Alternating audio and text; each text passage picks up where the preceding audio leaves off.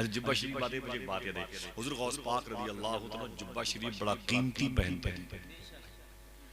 कभी कभी जब उम्र शरीफ ज्यादा हो गई थी तो कुछ जुब्बे आपके बहुत कीमती होते थे जो उस वक्त सिर्फ बादशाह पहनते थे। हुजूर गौस पाक की जूती जो है ना, जूती पहनते थे, कभी कभी तो 20-20 लाख रुपए की जूती की कीमत होती है, लेकिन मगरिब के वक्त पहनते थे, इशा के बाद किसी गरीब को दे देते थे। सुभान अल्लाह।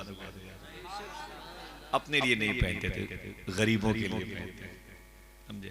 ऐसे कीमती जुब्बा पहन के जा रहे थे, बगदाद शरीफ की मंडी में गए ना, एक चोर ने कहा यार ये बाबा अकेले घूम रहे हैं, जुब्बा इतना कीमती है, ऐसा करो किसी गली में निकलते हैं पीछे पीछे, अगर कोई नहीं होगा तो किसी गली में जुब्बे को पकड़ के भाग जाएंगे, हम जवान हैं, ये उनकी उम्र ज्यादा है, ये मुझे दौड़ा के पकड़ भी नहीं सकते, मैं जुब्बा लेके भाग जाऊंगा, बेचूंगा तो ये कई लाख का बिकेगा। गौस पाक आगे आगे, वो चोर पीछे पीछे, एक गली आई, आगे पीछे कोई नहीं था, चोर आगे बढ़ा, उसने गौस पाक का दामन पकड़ के खींचना चाहा, गौस पाक ने जुमला इरशाद फरमाया, ऐ मेरे मौला इसने अब्दुल कादिर का दामन थाम लिया, छूटने मत देना। हाय हाय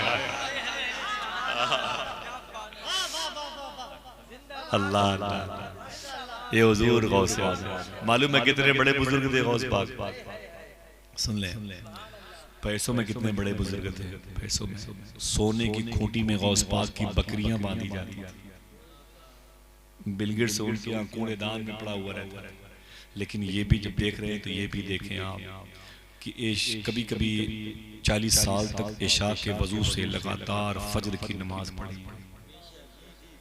हम तो इतना खा लेते हैं कि फजर के वजू से फजर की नमाज पढ़ना मुश्किल हो जाता है।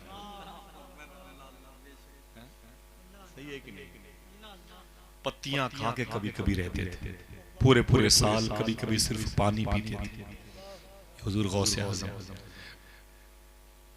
40 साल तक हुजूर गौसे आज़म ने इशा के वजू से फजर की नमाज पढ़ी है, 15 साल तक आपने फजर के वजू से इशा की नमाज पढ़ी है।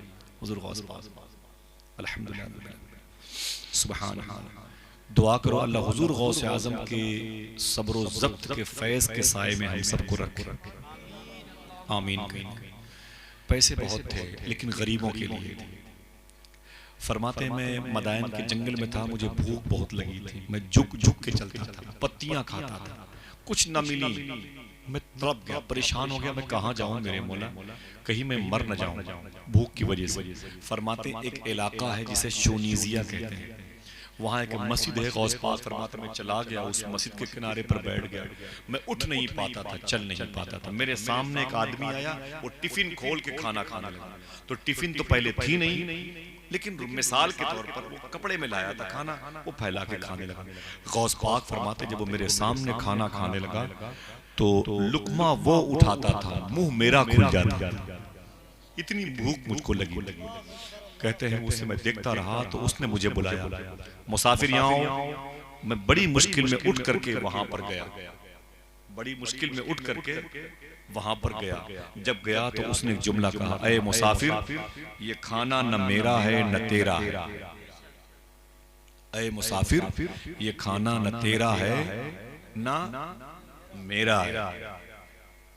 तो गौस पाक फरमाते मेरा तो नहीं है, तुम्हारा भी नहीं है। उसने कहा हाँ मेरा भी नहीं है। कहा क्यों? उसने कहा बात यह है कि मैं ईरान से आया। ईरान गौस पाक का मुल्क था, अपनी मुल्क का नाम सुना, फरमाया ईरान में कहां से? तो उसने कहा मैं जीलान से आया। आप नहीं ढूंढते अरब शरीफ में, आप कहां के? बोले इंडिया का। भाई बहुत अच्छा है, अपन भी इंडिया का। और कहीं यूपी का निकल आया तो और खुश हो गए, और कहीं बरेली का निकल आया तो है कि नहीं भाई? वतन की मिट्टी से लोग मोहब्बत करते हैं, शहर के इलाके की मिट्टी से। कहा जिलान से आए? कहा अल्लाह। गौस पाक ने अपने शहर का नाम लिया, तलब गया, अल्लाह अकबर।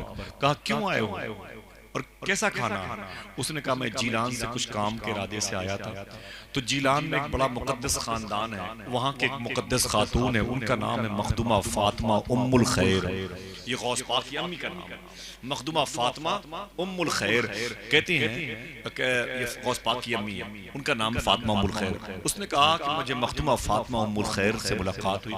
उन्होंने कहा कहाँ जा रहे हो? तो मैंने कहा मैं बगदाद शरीफ जा रहा हूँ। तो उन्होंने कहा कि रुक जाओ, मुझसे मेरे बेटे के लिए कुछ खर्चा लेते जाओ। मेरा बेटा बगदाद में जामिया निजामिया में अब्दुल कादिर उसका नाम है, वो पढ़ता है। तो कहते हैं गौस पाक सुन रहे, उसने कहा क्या बताऊं मुसाफिर, कई महीने हो गए मेरे अपने पैसे खत्म हो गए। अब्दुल कादिर को जामिया निजामिया ढूंढा, बाकूबा, मूसिल, तिकरीत, याकूब और के इलाके में ढूंढा, करख के इलाके में ढूंढा, कहीं अब्दुल कादिर न मिला।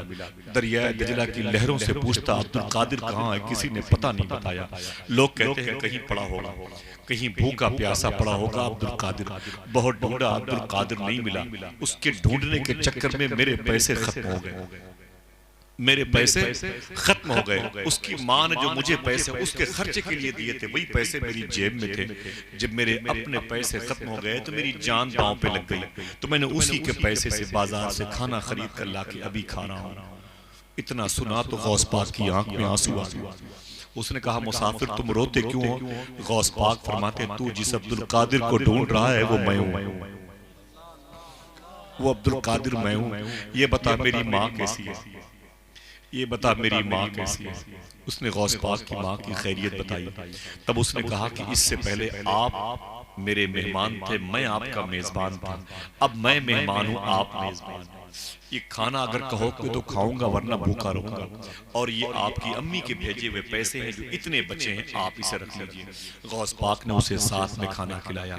पूरे पैसे लेके बगदाद की मार्केट में गए, 1 रुपया बचाया नहीं, सारे पैसों के राशन लेके गरीबों में तकसीम कर रहे थे। एक साहब ने पूछा अब्दुल कादिर ये पैसे कहाँ से आए? बोले ईरान जीलान से मेरी माँ ने भेजे हैं। बोले तकसीम करने के लिए भेजे हैं? कहते हैं नहीं, मेरी माँ ने मेरे खर्चे के लिए भेजे हैं। तो कहते हैं कि खर्चा के लिए भेजा है तेरी माँ ने तो कुछ बचा के रख ले। गौस पाक फरमाते हैं मैंने सब सारे पैसों के राशन तकसीम कर दिए।